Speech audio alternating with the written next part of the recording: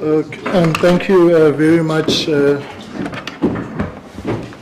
the Honorable Mr. President, TG. Luckily, I haven't started. Nice try. Nice try. Good afternoon.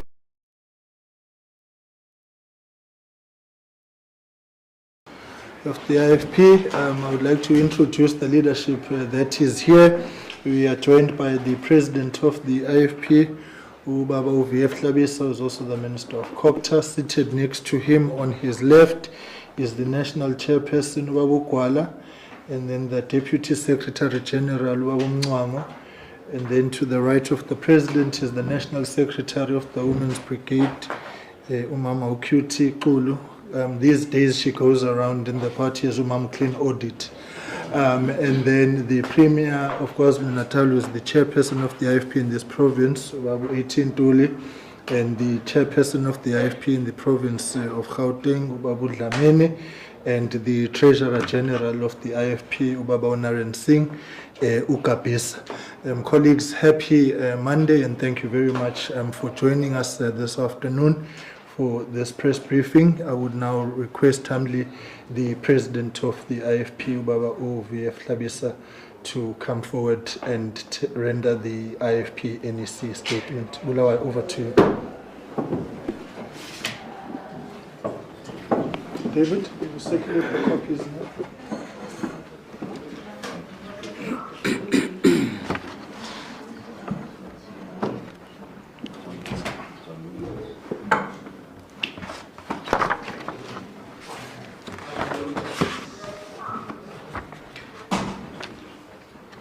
Thank you very much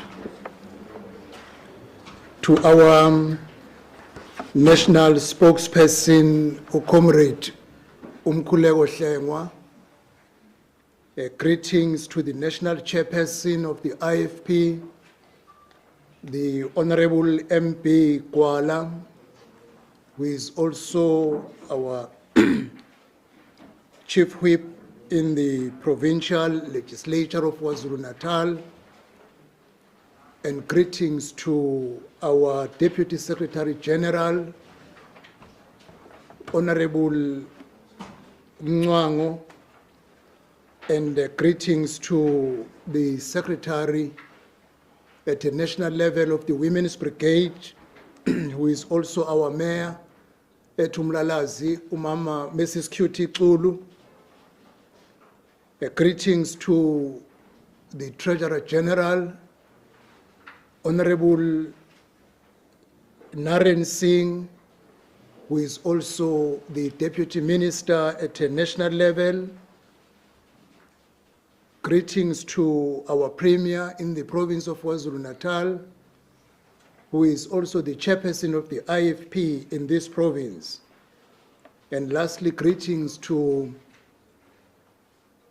Honorable Bonkosi Dlamini, our chairperson in the province of Gauteng, but also our MEC in the government of provincial unity in Gauteng. Greetings to all the media houses that are present here and those who are following us in other platforms. And greetings to the people of South Africa. Ladies and gentlemen of the media, we felt it important to call you here today to add our voices to the pressing matters facing our nation and to reaffirm our commitment to accountability, transparency, and responsible governance. The Inkatha Freedom Party stands firm in its unwavering commitment to serve the people of South Africa. We regard the mandate entrusted to us by the voters in 2024 as a sacred people's contract, a call to be responsible leaders and dedicated servants of the people of South Africa. We want to thank you for honoring our invite this afternoon to allow us to report back to the people of South Africa, the nation at large, through your good selves, the media. I want to begin by doing reflections on the Abaqulusi by-elections that was held last week on Wednesday. The IFP has consistently demonstrated that it is a party that values its principles, its voters, and the development of our communities. It is against this background that we sincerely thank the voters of the Ward 23 in Abaqulusi municipality for trusting the IFP and delivering a resounding victory, securing the majority of votes against combined opposition of ANC and MKP. The victory of the IFP at Abaqulusi was a clear demonstration that people who support the IFP are not confused by the IFP's participation in the GNU or GPU. They know when it comes to the time of voting the IFP, they will clearly put their cross next to the IFP and endorse the IFP because they know the IFP is in the GNU or GPU in order to govern or be part of governance, but this does not dilute the image of the IFP. The endorsement on Wednesday at Abaqulusi was a clear endorsement reflecting that our supporters recognize the IFP as a party differentiated by its track record and integrity. That it is a testament that the people trust us to deliver real change, especially in contested space. When it comes to current political developments, recently, following the pronouncements of Lieutenant General Nhlanhla Mkhwanazi, the IFP issued a statement on July 6, 2025, calling for a judicial commission of inquiry led by a retired judge and demanding that Minister Senzo Mchunu be placed on special leave. Therefore, the President Ramaphosa's announcement on July 13, 2025, squarely aligns with our recommendations, demonstrating that our voice has an influence on the national discourse. We note also the subsequent developments, the suspensions that has been carried after the 13th of July, as well as the work of Parliament emanating to establishment of the ad hoc committee. We welcome these steps as positive progress towards accountability. The allegations made by General Mkhwanazi go to the heart of a matter of serious concern to the IFP, this being political violence. We are seated here with a long list of unresolved cases of murders of political office bearers. We remain with no answers and families are without closure. Political interference and disruption, as alleged, into the investigations of political killings require a full-scale investigation. The allegation by Lieutenant General Mkhwanazi have entrenched a trust deficit between the SAPS and the country, which must be reversed through due process and through investigation. We further understand that the country is suffering from Commission of Inquiry fatigue, but the hard truth is that the SAPS, being a subject of allegation, is now the focus of investigations. A SAPS-led investigation is therefore not an option under the current circumstances. The IFP remains a vocal participant within the GNU, holding the government to its promise of transparency and swift justice. The NPA must do more and better and refocus itself to speedy prosecution, especially on the findings of the Zondo Commission of Inquiry into allegations of state capture. The work of the NPA so far does not inspire any confidence, and it is a bleeding wound. It is a bleeding ground for public mistrust. Restoring public trust in our security and legal systems remains our priority. When it comes to the question of the national dialogue, 8 years ago, on 5 May 2017, our founder, Prince Mangosuthu Buthelezi, emphasized the importance of national dialogue on issues like land reform, traditional leadership, poverty alleviation, and social cohesion.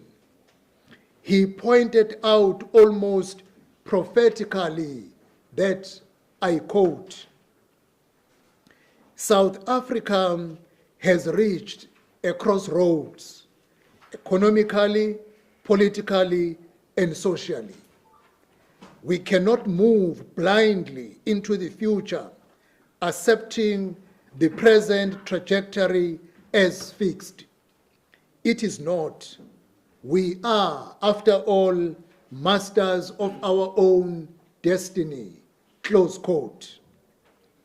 It is a matter of historic record that CODESA fell short in many respects to wholly transition South Africa into democracy, as political freedom has not, amongst others, translated into economic justice for South Africans. Since 1994, we have continuously advocated for a meaningful conversation through a national dialogue on these critical issues, because national unity and social stability depend on our collective ability to address these outstanding matters. The Inkatha Freedom Party firmly believes that South Africa's future depends on an open, inclusive, and honest dialogue amongst all its citizens. As Shenge reminded us, a national dialogue is not just about talking. It is about listening, understanding, and finding a common ground to address the nation's most pressing challenges. In times of economic, political, and social crossroads, dialogue offers a consensus seeking path to nation building. It emphasizes the importance of engaging diverse voices across all segments of society, from government and traditional leaders to ordinary citizens, to forge solutions rooted in mutual understanding. The IFP, therefore, lends its support to the upcoming dialogue to be held on the 15th of August 2025, because we recognize that genuine nationhood can only be achieved when leaders listen to the cries of the people and work together. As Prince Mangosuthu Buthelezi reflected, talking and listening are the foundations of a united South Africa. We remain committed to this principle, believing that through dialogue, we can reclaim the South Africa of our dreams, strengthen our democracy, and build an equal and prosperous nation. When we look forward to 2026, which will culminate in the local government election, as we prepare for the upcoming local government elections, we remain committed to delivering effective service delivery and strengthening our party structures. Where we lead at local government, we are closely monitoring our municipal leadership performance. We proudly recognize that 5 out of the 7 municipalities that achieved clean audit for the 2023-2024 financial year in KwaZulu-Natal are led by the IFP. These include the city of Umhlathuze that have achieved 5 clean audit consecutively, followed by King Cetshwayo district with 3 clean audit consecutively, followed by Umlalazi municipality with 2 clean audit consecutively, and joined by Umsinga and Umvoti municipalities. We are putting our eyes on the municipalities that we govern as the IFP, because we want to demonstrate that clean leadership results into clean and accountable outcomes when it comes to the management of finances. These accomplishments reflect our commitments to responsible governance and sustainable development. In distressed municipalities where we govern, we have effected changes to turn things around to ensure the provision of service delivery, good governance, and leadership stability. As we continue with branch inauguration throughout the country, we are converting all branches into election committees to focus to the 2026 local government elections. When it comes to the GNU and the PGUs, let me reiterate the IFP's resolute commitment to the government of national unity and the provincial GPUs, which embody a vision of healing the wounds of the past while working tirelessly towards a brighter, inclusive future for all South Africans. These governments represents a collective effort to rebuild trust and to develop our communities. As we reflect on our governance after 1 year of participating in the government of national unity and the Gauteng government of provincial unity and leading the KwaZulu-Natal government of provincial unity, we believe our impact can be felt at every level but in particular on crime reduction and economic development. In particular, we must make mention of our collective effort to save Ithala Bank. I wish to applaud and urge continued support for the Premier of KwaZulu-Natal, Honorable A.T. Ntuli, and the MEC for Economic Development, Tourism and Environmental Affairs, Reverend Musa Zondi, in their critical fight against the proposed liquidation of Ithala Bank. Ithala is more than just a financial institution. It is the legacy of Prince Mangosuthu Buthelezi, but it is also a backbone of the KwaZulu-Natal's economy and a symbol of African enterprise and pride. We are committed to defending this vital institution and ensuring it remains a pillar of economic empowerment for our people. A call to action, urgency, and unity. South Africa needs more than just hope. We need a united effort to rebuild and transform our nation. This requires a sense of genuine urgency, decisive reforms, and active participation from all sectors of our society. The current moment demands that we go beyond mere talk. South Africa must act boldly, moving quickly and decisively to address the inequalities and challenges that face our people. In these times of economic and social crossroads, we must remember that South Africa's strength lies in its unity and resilience. We must unite in effort, reform swiftly, and implement solutions that foster social cohesion, economic growth, and justice. Our commitment to this nation extends beyond politics.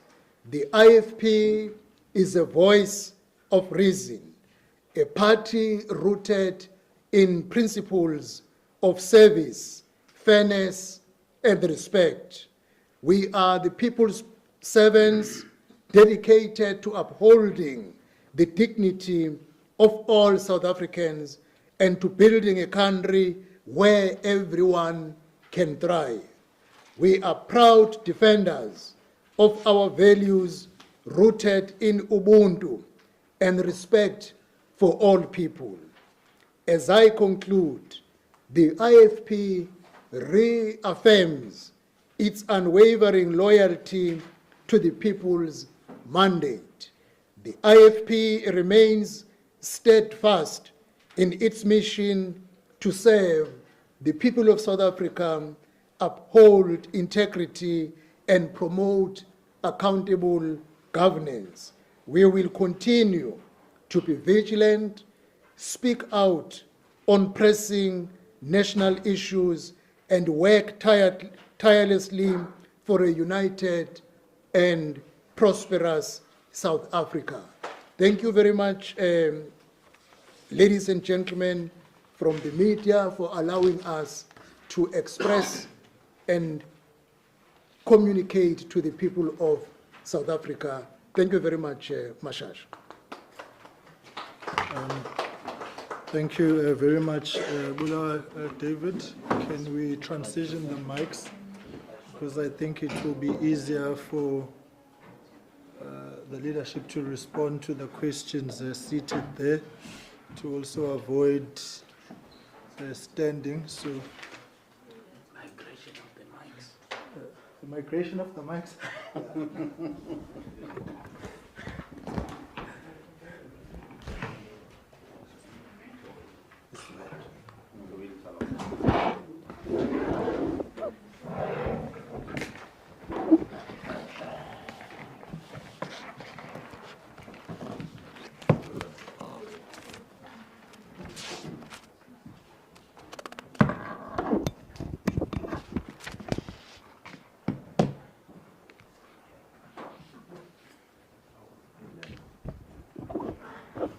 thank you very much.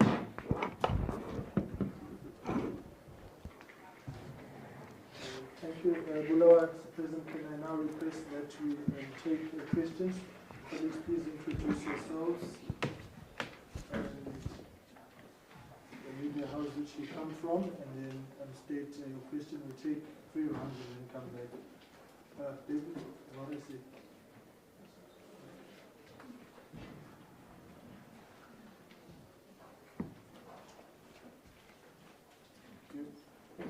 There's a hand up front.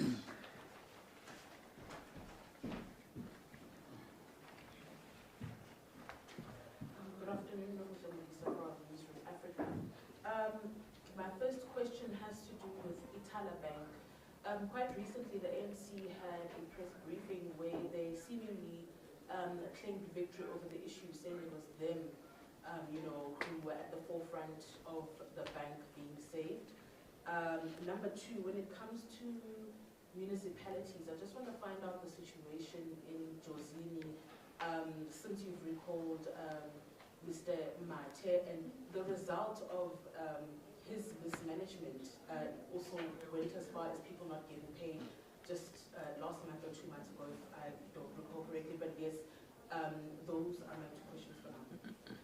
Thank you very much. Thank you, Moshasha. My name is Sipho Makanya. I work for SABC News. One or 2 questions from my side.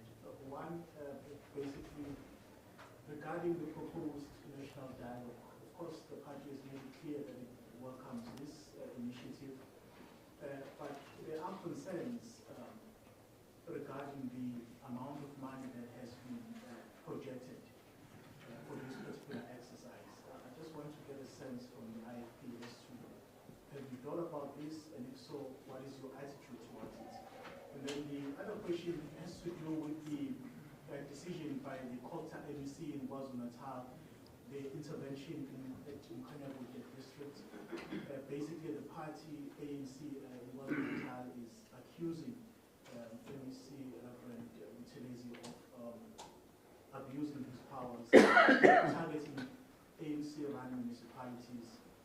And of course, they are saying there will be talks amongst the 2 parties which are concerned with this matter.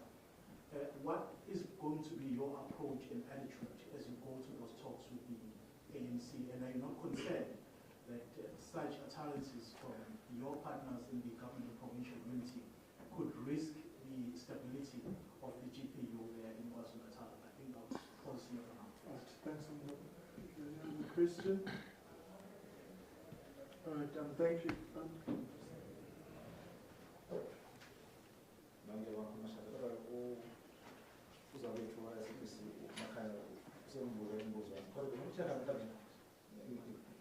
Please introduce yourself, Mr. Funga. Okay. So, Fungula, we're independent. No,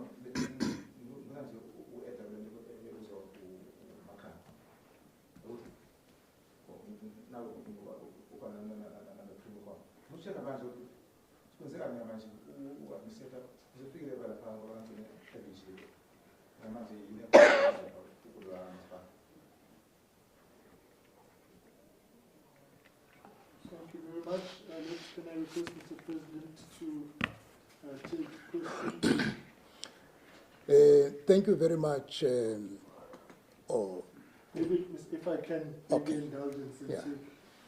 Thank you. So I just wanted the participants on the appointment of Professor Kachalia. I'm Tandawabasa from IFP apologies. I just wanted the participants on the appointment of Professor Kachalia to the Portfolio Committee to become the acting Minister of Police. Was the party, as you form part of the GNU, were you briefed about this, or the President just jumped to take this particular decision? But also, what do you make out of the fact that there are 2 deputy ministers that were skipped in this regard? And lastly, Mashasha, you said the work of auditing the branches ahead of an elected conference were underway. How far are you with that process? Thank you. Thank you very much. Mr. President. Thank you very much for the questions raised. We ensured that the Premier of KwaZulu-Natal is part of this briefing and the MEC in Gauteng, so that where relevant questions need the response from the government point of view, they are on board. But I will take these questions, and then they will, especially the Premier, will come for more additional information on these issues. Let me start with my sister from Newsroom Africa on the question of the ANC's claim that they saved Itala. It was an empty claim, a claim done out of desperation. Truth be told, Itala would not have been where it is if it was not of the leadership of the ANC that was leading KwaZulu-Natal. They can't put Itala on a danger zone and then come and want to say they saved Itala. It is known, if it were not for the IFP that intervened, if it was not for the Premier that intervened and engaged even the President of the country, Itala issue will not be where it is now. So now, we do not want to speak more for desperate people when they want to become relevant, but use desperate motives in order to mislead people. The IFP was very clear that it will leave no stone unturned to ensure that Itala is not eventually shut down completely. We do appreciate the change of heart from the people of the ANC who were part of causing Itala to face a situation of nearly being closed down, of coming on board when the IFP was raising this matter. We even engaged the leadership of the ANC at a national level at the beginning of this year that we will not allow Itala Bank to be closed down. The Premier will then also come in as to what further is happening to ensure that Itala does not experience the bad conclusion that Itala goes back and become the backbone of the economic development of the province of KwaZulu-Natal for the people of South Africa, especially the African business people, and more especially women. A lot of women who run stokvels, they use Itala Bank. The lot of small business people who are entering in the business sphere, they use Itala Bank. A lot of young people who cannot get their bonds through other banking institutions, they were bailed out by Itala Bank. That is why the IFP stood firm and still stands firm. But I would allow the Premier at the end of my response to even take the process forward in as to how are we ensuring to the livelihood of Itala Bank. And whoever wants to join the IFP with a repentant heart is welcome, but not to claim an empty victory.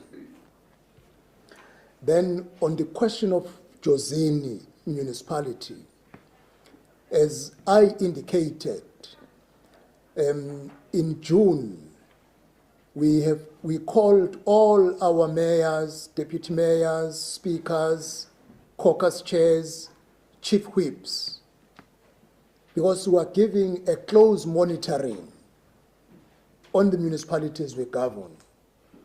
Where we feel things are not going right, we do not hesitate to make changes in order to turn things around.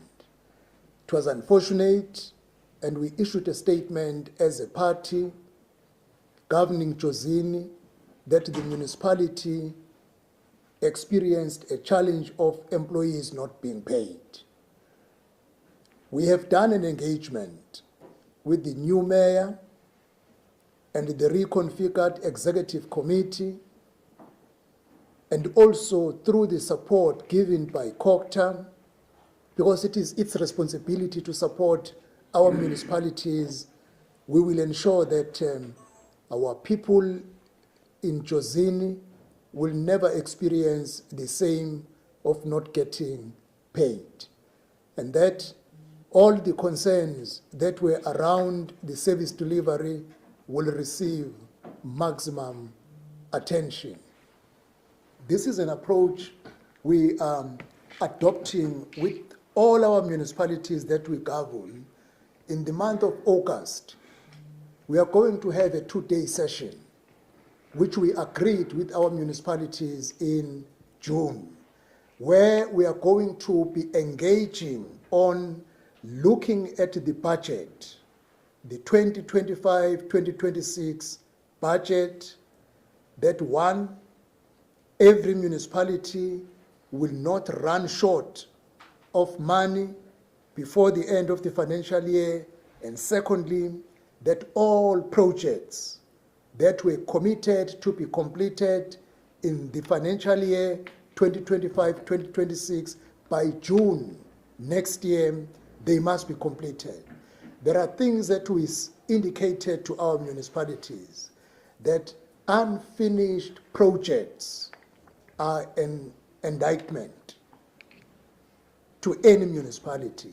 So now every project that is being undertaken or that has been promised must be delivered in full within the financial year. Then it's a different case if it is a multi-year project, because they also explain to people that this is a multi-year project, it has phases.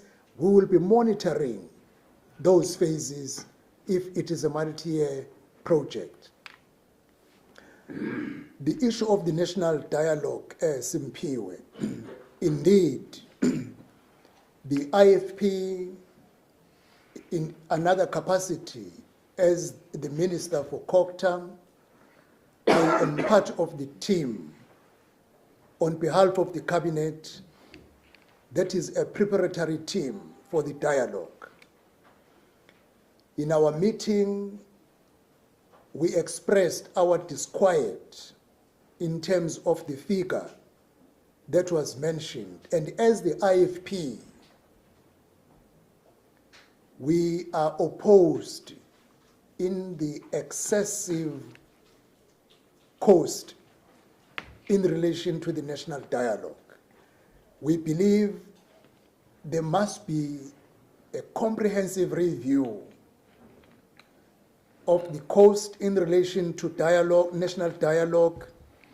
The national dialogue is a continuation of the CODESA. It's a continuation to bring conclusion to outstanding matters. As I indicated, the issue of land will be a prime issue, the IFP. The issue of the powers, functions, roles of the traditional leaders remained unresolved in the CODESA discussion. Even today, Amakosi, their rights, their roles, their functions are not clearly spelled out and allowed to be executed at the maximum.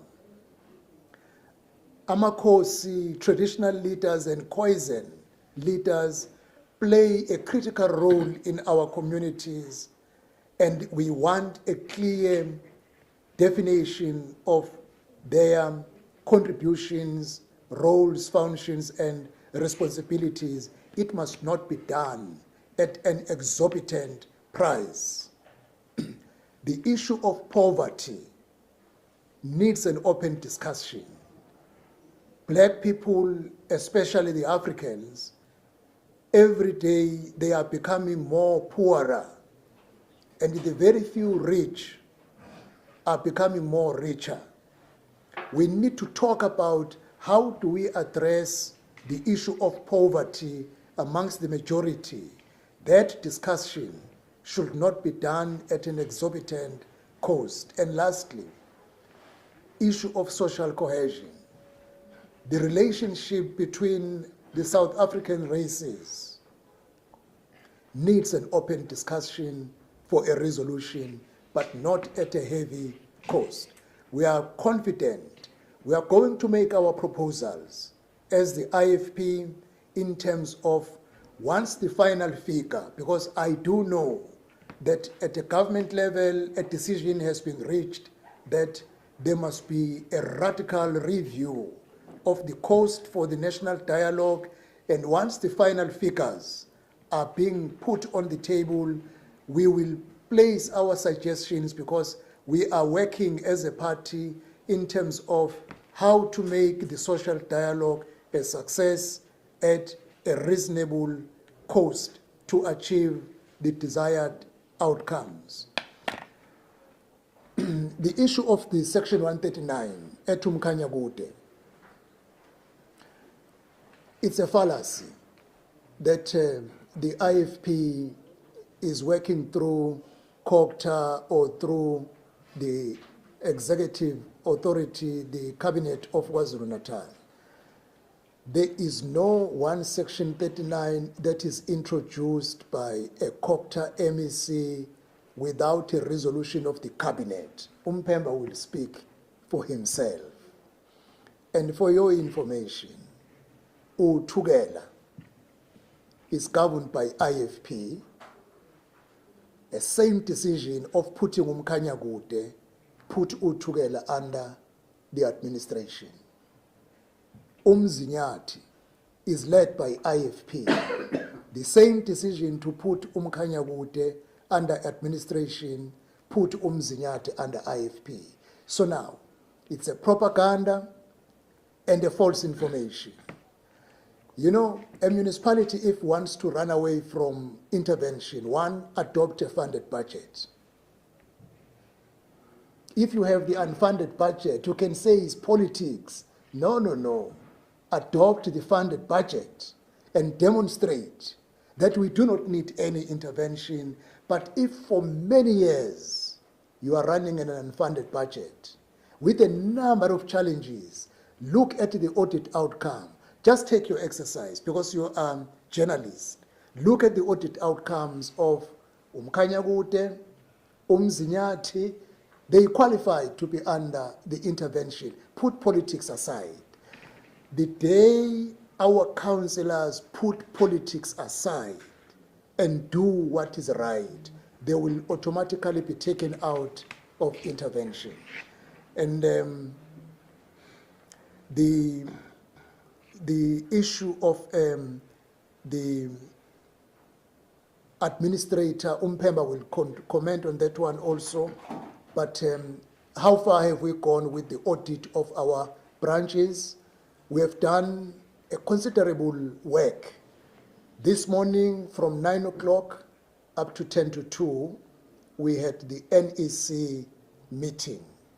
A standing item on our agenda is the inauguration of branches.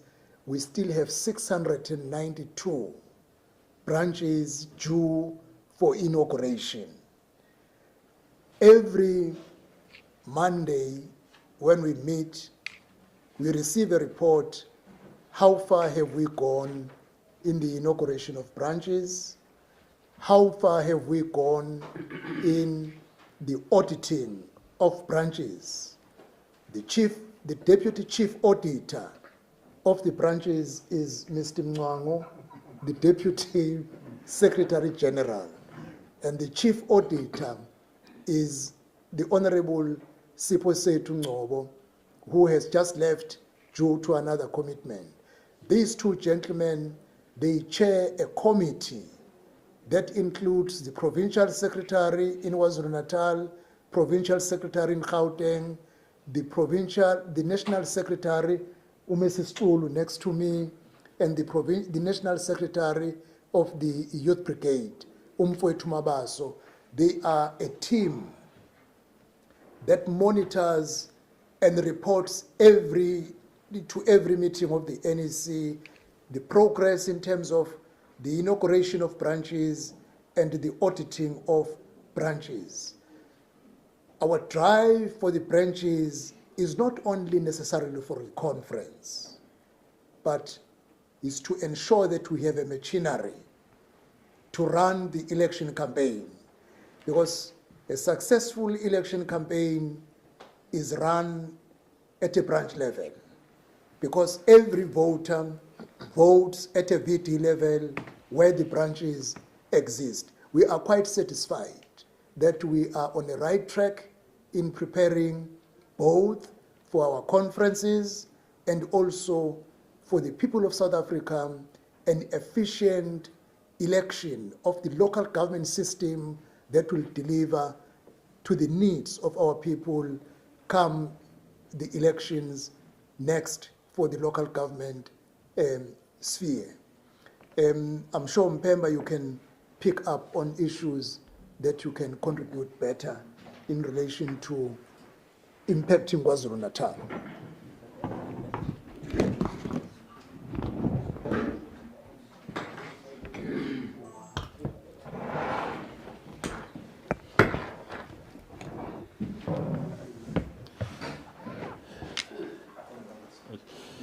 Thank you, Honourable President, our leaders, members of the media. Well, on the issue of Ithala, SOC, yet there is no victory, except the victory which was the court ruling in High Court in Pietermaritzburg, wherein Judge Ncube said the Prudential Authority and the Repayment Authority had no business to do with the operations of Ithala. Unfortunately, after that victory, they appealed the judgment. Number two, we are facing a liquidation case which we are defending as the government of KwaZulu-Natal, and we are continuing with also the engagement with the presidency and the Ministry for Finance. That is the information so far that is available. So there is no change. We are still trying to ensure that we are successful in restoring Ithala SOC back into its proper or normal functioning. Well, on the issue of Umkhanyakude, the MEC did go there personally after sending the officials, and they were refused access to Umkhanyakude to relate a decision of the cabinet. As you remember that in the cabinet we have ANC, MECs, we have DA, we have NFP and the IFP. So unanimously we agreed that there was a need to have Section 139 intervention in Umkhanyakude. And I'm aware that they have taken the matter to court. I've seen the papers opposing the decision of the cabinet. And the cabinet did not do that, or did not resolve as such targeting any municipality. As you will know that out of the decisions that were meant to be taken, there were 4 municipalities. One was Moimpofana, where we decided to withdraw the intervention because of the report that COCTA provided. But for the 3 that remained, out of 3, 2 are IFP-led municipalities, and 1 is Umkhanyakude, which is led by the ANC. So it's not political. It's not a political intervention, in fact, as even for Section 106, because we resolved on the third priority of developing a capable, ethical, and developmental state that we want to strengthen the municipalities. That is why then we have various supports and interventions, and there are even investigations, Section 106 investigations, wherein we are saying when we have received information about wrongdoings, we cannot sit back as government and live as if nothing has been brought into our attention. Hence, there are Section 106 investigations, which are also not political, which are merely investigating the reports that has reached the table of our provincial government. That is how far one can go in terms of the two questions. Thank you very much. Which means in Pemba, the one that asked, has the administrator been introduced to Mkanyagute as far as the decision of the cabinet of KwaZulu-Natal? The administrator at Mkanyagute remains a decision of the cabinet. Exactly.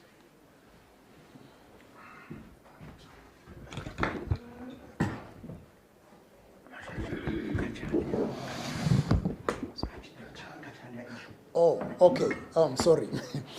The issue of the second of the acting minister as appointed by the president with effect from the 1st of August. The IFP made a proposal through the press statement that the minister, Mchunu, must be placed on leave, which the president announced. There could have been no way to leave vacancy. It was appropriate for the president to announce Minister Kwetemantashe to be an acting minister from that period up to end of July.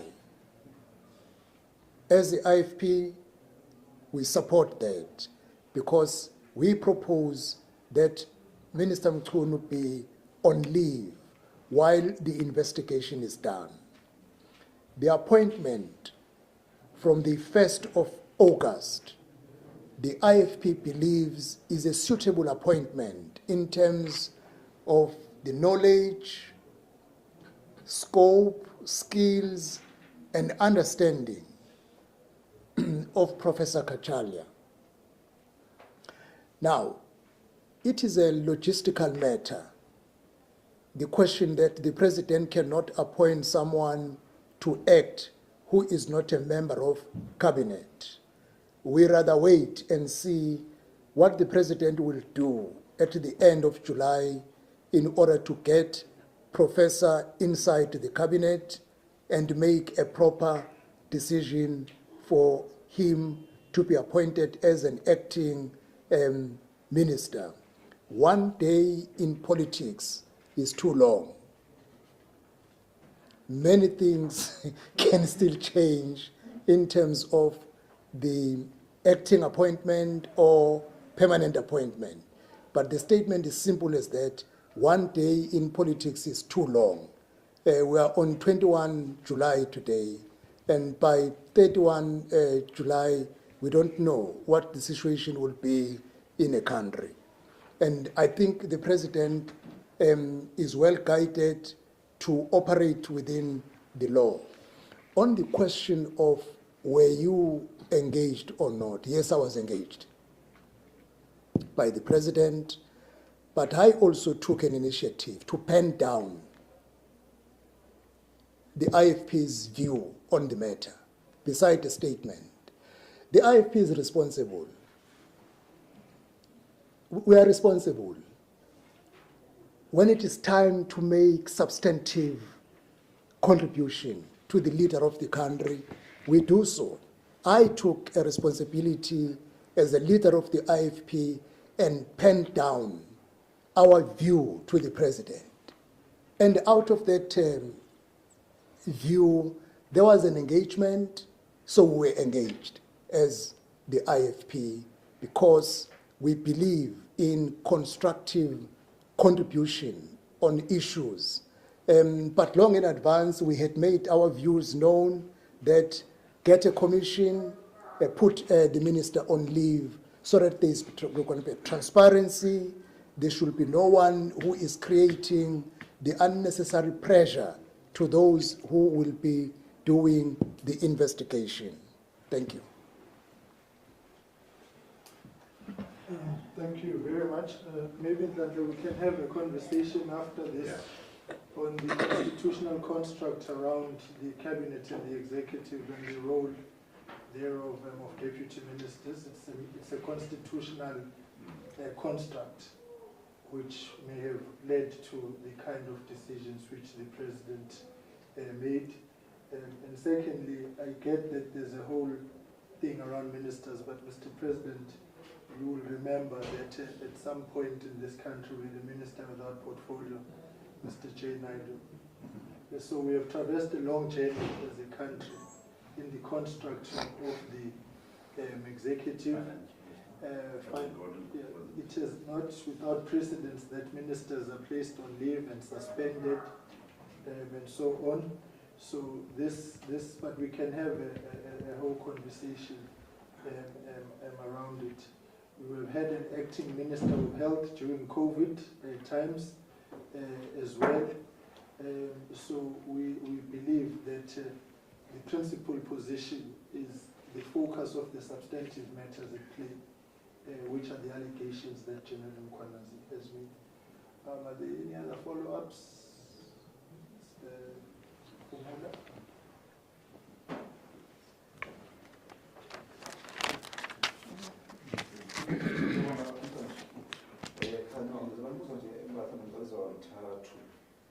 Ayixela nje eThekwini information esinayo ukuthi engathi kulomgqubuzana phakathi kwekhansela le-IFP kwamashu nabahlali to a point ukuthi engathi abahlaselwe baphakamisa bona eqembu ukonfirma ukuthi into enjalo ikhona yini. Okwesibili ngizwile ukuthi-ke iqembu likhuluma ngama-branches asazogcotshwa, right? Number of is really that was started something. If you check out, okay, as I told you, I'm not going to it's what they got the conference. Can you also July, night conference, and the story of solidarity is one caravan conference. Or so, but I'm going to not in a process.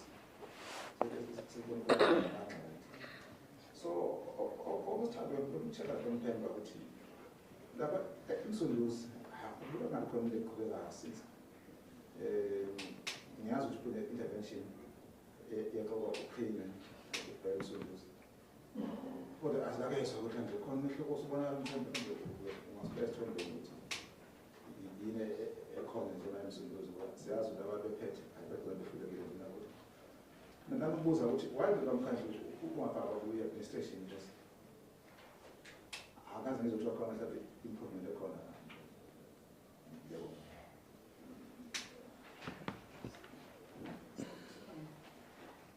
Thank you, Mr. Phumula, for the state of the questions address. Mr. President. This morning in the NEC meeting, the matter of Gwamashu Hostel was an item for discussion.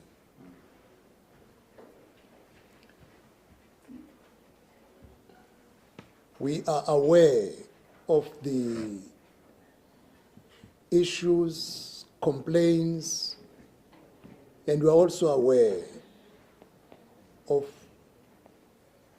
a number of deaths taking place in the hostel, and we are aware ukuthi evikini eledlule noma amabili kunabanye abantu abaphinde bashona lapha nehostel ngenxa yokuthi iIFP iyona ehola leliya wadi la kukhona khona ihostela njengoba uward councillor kungowethu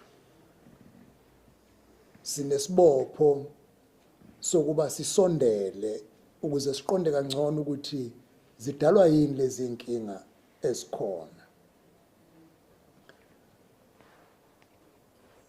Konke kokukhulunywayo eceleni sizokwazi ukulalela uma sesifinyelele khona, ngoba kwenye inkathi iyakhulunywa into uthola ukuthi kayisile iqiniso. Iqiniso uzulithole ngoba ususondele khona. Sivumelene ke ekseni namhlanje ukuthi ithimba esizokwenza istatement ngendlela eqondileyo, ngoba kukhona abanye sibafakile kuleli thimba ebebengekho emhlanganweni okufuneka siqinisekise ukuthi bazovuma ukuba ingxenye yokuyobhekana nesimo kwamashu maduzane nje uma sesikonfirmile kuwonke amalunga azoba ithimba lethu lizohamba liyobheka nanqo nesimo esenzeka ehostela lakwamashu.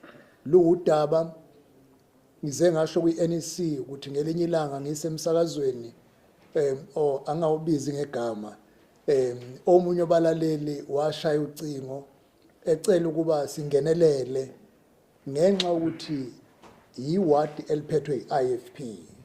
Sinesibopho kunoma iziphi inkinga ezithinta abantu bakithi ukuthi sisondele ngokuletha isixazululo.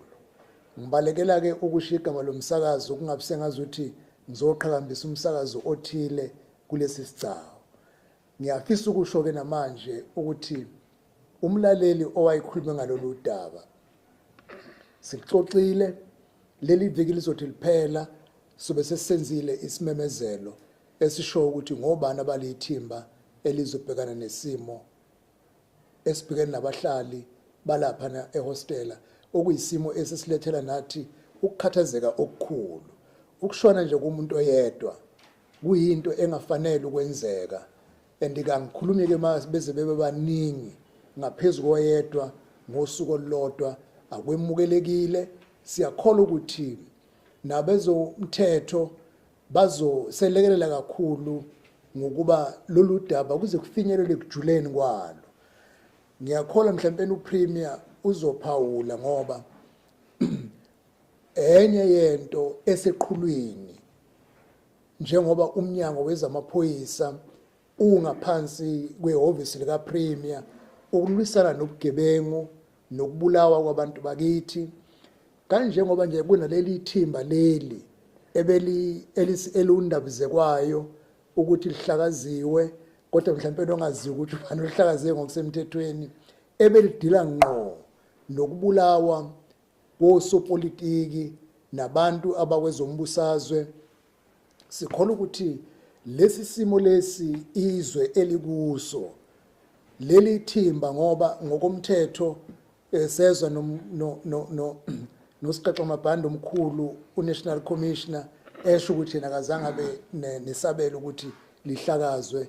Uma konke kubuyele emgqeni, udaba lokubulawa kwabantu laphana kwamashu kumele lube seqhulwini. Yikho-ke ngishilo ukuthi uPremier njengoba kuwumnyango okuye futhi simbona insuku zonke esekhaleni eyifikela la kunabantu bakithi abashonile khona, nalo udaba lwalapha luzoba seqhulwini. Mase kuza kodabeni lwama-conferences, i-IFP is preparing through the inauguration of branches and the auditing of branches for a credible conference. But we do want to express we are not making branches just only for conferences. We are making branches as an engine and the machinery for a robust election campaign for the next local government elections, so that we get the local government that will be fit for purpose for the people of South Africa. It is an internal matter how many members of the IFP. That is why it was easy to say we still have over 600 branches that are yet to be inaugurated. But as to how many branches are not yet have already been inaugurated. There are internal matters which you do not divulge anyhow, which they belong to the party. I know when you know how many are not inaugurated, you can therefore calculate, which means how many branches the IFP have, as well as how many members of the IFP have. But we are doing very well in ensuring that all our structures are intact. The reason why I'm not jumping to say how many branches have been inaugurated, some have been inaugurated, but still to undergo audit. Now, I can say 800 inaugurated, then you can add numbers only to find that 800, some of them will not meet the audit process. Because there is a difference. When you establish a branch, there is what is called bogus branches. And the audit process is the one that tells you that this one was a real branch or this one was a bogus branch.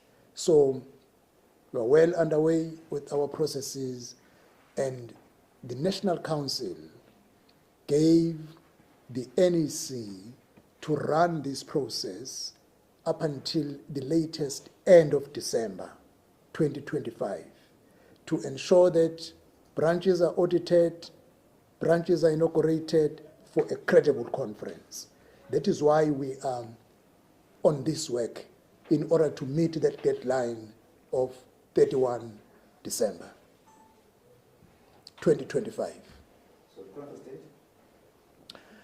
You can only decide on a conference date once we have achieved the auditing and the inauguration of branches that will participate in the conference. For an organization to live, it is not about having the conference, it is about having credible structures. Mr. Phumula, do you believe that your state of the questions and has been substantially answered?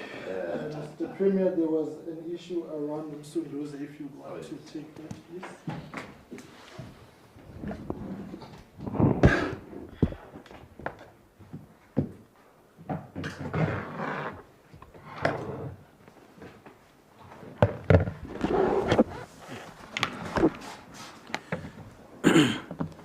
No, thank you very much. But, Honourable President, I wish just to start by venturing on what you are responding to, Wuti. What the President is saying, which we need to have credible structures, is important. As Tamazeli, ngoba we do have a leader, we're being led, we don't have a problem. So we'll come to a conference when our structures is many ways on us on. We are all in support of a position. Let us deal first with the issue of structures, and then we go to the conference. On the issue of Msunduzi, a working group as Msunduzi has started working. They've even presented the report in the cabinet. Even the areas of intervention, we are clear now what to do as the provincial government. Well, there are some improvements that we have agreed as cabinet that we're beginning to see progress. The fact that they're able to work, because in the first place, it was not warmly welcomed, the working group. But after engagements, then they accepted that there is a need to receive support, especially to put important stakeholders together, like including the business people and other civil societies, to engage them. There is a lot of work. It's not like when the working group is there, tomorrow you'll see everything being attended to. There are a lot of processes that we have to go through. Well, on the issue of Section 139 in Msunduzi, triggers reported by COGTA are the ones that, in fact, triggers the cabinet to resolve as such. So for now, you know that Msunduzi was under Section 139. Because of the report which was presented to the cabinet, we felt then were to reduce it to support, not the intervention.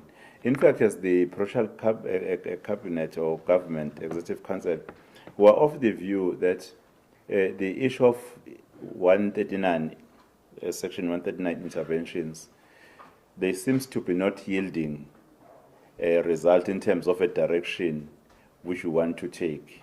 That is why we use different ways to support municipalities so that they improve. For an example, the Department of Culture, Finance and Public Works, we have resolved that they ought to work together so that they assist municipalities in their performances, either financial, even in terms of the projects, even in terms of compliance. Only the triggers, in fact, will warrant the Cabinet to decide otherwise about any municipality, whether 139 is required or 139 is not required. Thank you. Thank you very much. Colleagues, I would like to begin.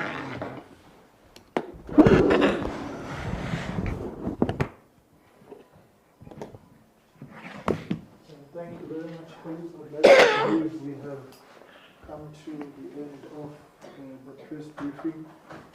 If I may, Mr. President, through you, just one, convey condolences on the very tragic accident that happened this morning again, where we have lost lives, and it remains our clarion call and public plea that South Africans exercise maximum caution on the roads.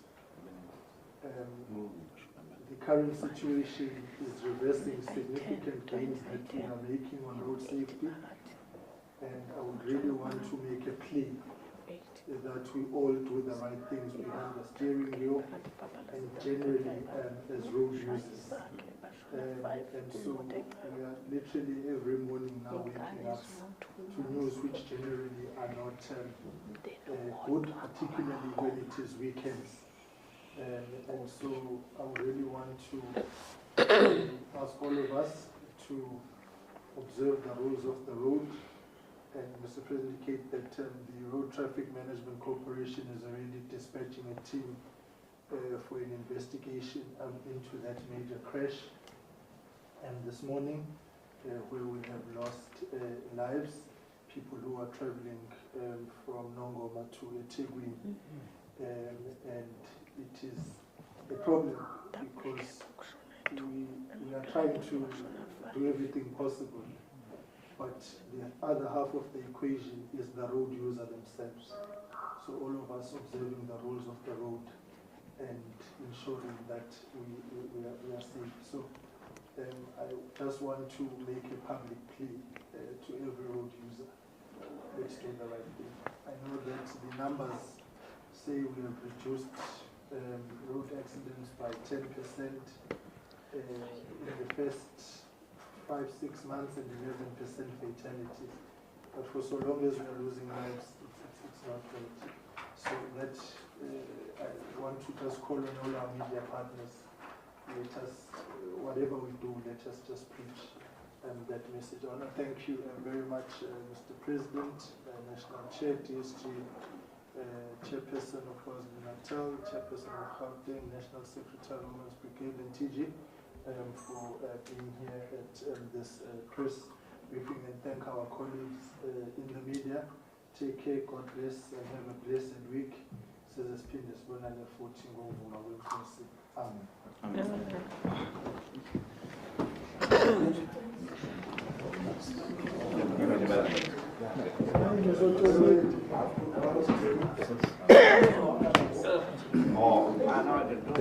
We're asking for his zone.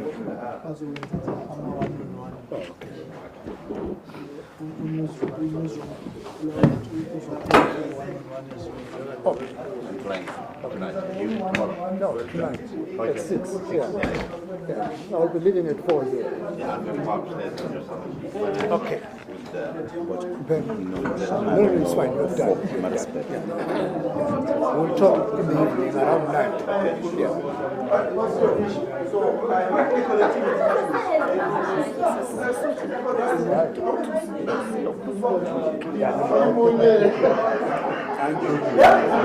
Okay.